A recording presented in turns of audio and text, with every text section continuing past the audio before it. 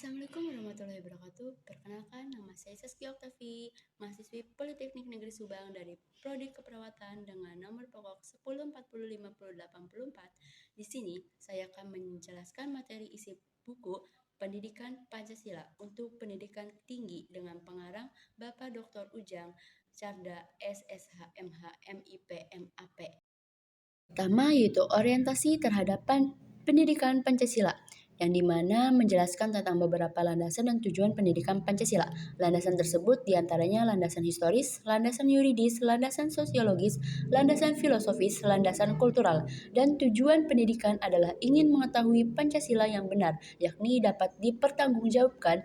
Pancasila mengarah pada moral yang diharapkan dapat diwujudkan dalam kehidupan sehari-hari. Selanjutnya, bab 2, memahami sejarah Pancasila sebagai lambang negara Indonesia. Di bab ini membahas tentang Pancasila dalam sejarah bangsa Indonesia dari Pancasila pra-kemerdekaan sampai Pancasila era reformasi. Memahami Pancasila sebagai lambang negara Indonesia dari keputusan Mahkamah Konstitusi serta pendapat dari berbagai sumber. Bab 3, memahami Pancasila sebagai sistem filsafat.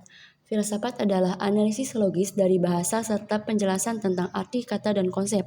Pancasila sebagai sistem filsafat memuat prinsip-prinsip dasar bagi negara, berarti Pancasila hanya sebagai dasar filsafat negara yang memuat ajaran-ajaran atau prinsip-prinsip dasar saja, yang dimana Pancasila membuat ajaran yang mendasar, sistematis, dan menyeluruh tentang manusia dan segala aspek kehidupannya. Bab 4, memahami Pancasila sebagai sistem nilai, etika, dan norma, yang dimana Pancasila mempunyai sistem nilai yang terkandung pada tiap sila Pancasila. Suatu dikatakan mempunyai nilai apabila suatu itu berguna, benar, indah, baik, dan religius.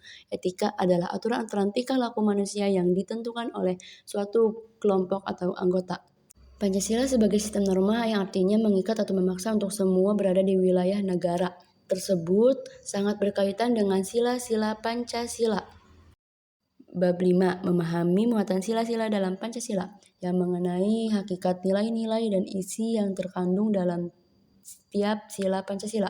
Nilai-nilai keislaman dalam Pancasila.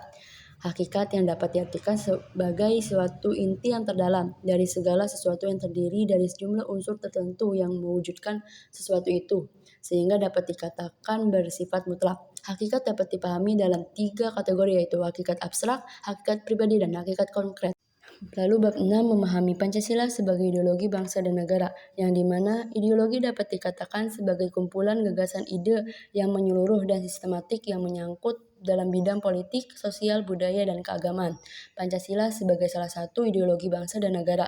Ideologi juga mencerminkan cara berpikir masyarakat, bangsa maupun negara, tetapi juga membentuk masyarakat menuju cita-cita. Ideologi selain sebagai sumber motivasi juga merupakan sumber semangat dalam berbagai kehidupan negara. Bab 7, memahami demokrasi Pancasila. Demokrasi adalah bentuk pemerintah di mana semua warga negara mempunyai hak yang sama untuk mengambil keputusan yang dapat mengubah hidup mereka.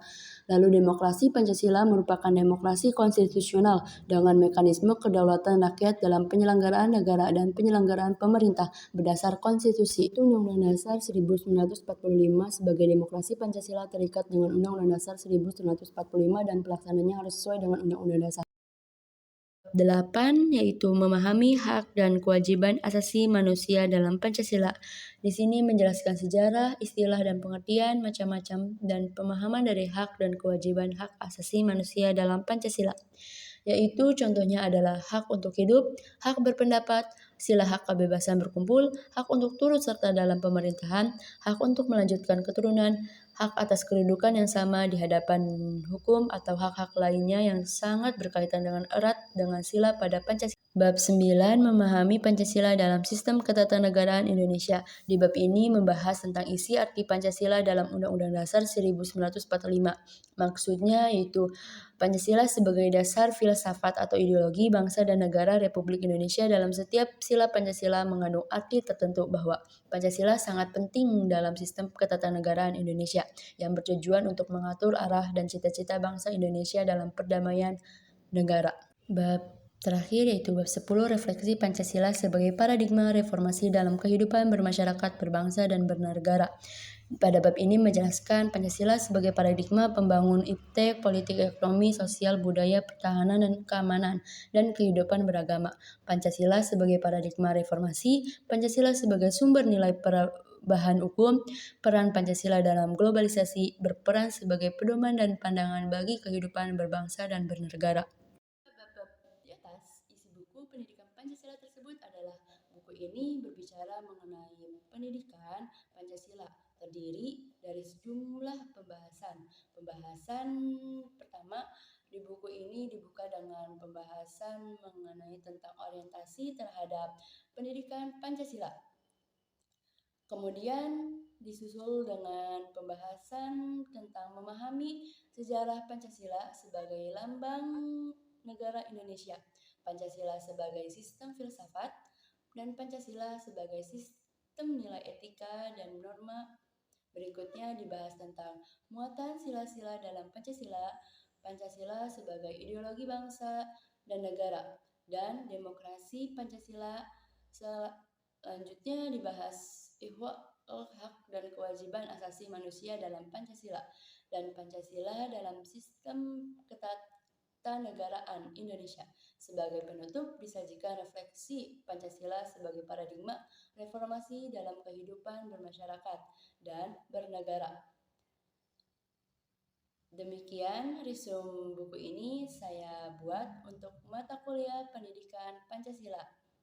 Wassalamualaikum warahmatullahi wabarakatuh.